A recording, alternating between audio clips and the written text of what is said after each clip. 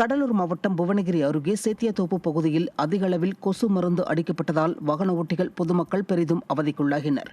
பொதுமக்கள் நடமாட்டம் மிகுந்த கடைத்தெரு மற்றும் குடியிருப்பு பகுதிகளில் கொசு மருந்து அடிக்கப்பட்டது. அதிக அளவில் மருந்து அடிக்கப்பட்டதால் பொதுமக்கள் மூச்சுவிட முடியாமல் திணறும் நிலைக்கு தள்ளப்பட்டனர்.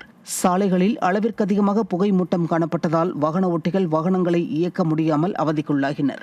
இந்நிலையில் சாலையோரங்களில் தேங்கியிருக்கும் கழிவுநீரை அகற்றாமல் கொசு மருந்து அடித்தால் மட்டும் கொசுவை அழித்துவிட முடியுமா என மக்கள் கேள்வி எழுப்பியுள்ளனர்.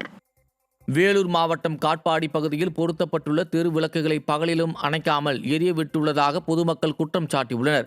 காட்பாடி சித்தூர் பேருந்து நிலையம் மற்றும் கடலூர் சித்தூர் தேசிய நெடுஞ்சாலை பகுதிகளில் பொருத்தப்பட்டுள்ள தெரு விளக்குகள் பட்டப்பகலில் கொளுத்தும் வெயிலிலும் பிரகாசமாக எரிந்து கொண்டுள்ளது. உள்ளாட்சித்துறை பகலிலும் மின் விளக்கை எரியவிட்டு உள்ளாட்சித்துறை நிதியை காலி செய்து கொண்டிருப்பதாக பொதுமக்கள் குற்றம் சாட்டியுள்ளனர். இதுகுறித்து பொதுமக்கள் முறையிட்டும் நடவடிக்கை எடுக்கவில்லை என வேதனை தெரிவித்துள்ளனர். திராவிட மாடலில் உள்ளாட்சி இதுபோல் மின்சாரத்தை வீணடித்து உள்ளாட்சி நிதியை நீட்டிக்க கூடாது என மக்கள் வேதனை தெரிவிக்கின்றனர்.